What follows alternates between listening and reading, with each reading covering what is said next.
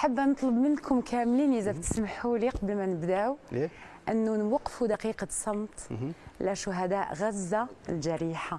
معليش اعذروني يمكن راح نخربشوا لهم شويه لهذا، ولكن لا ما كاينش نحب توقفوا معايا. هذا اقل شيء، هذا اقل شيء، هذا اقل شيء، هذا اقل شيء. يلا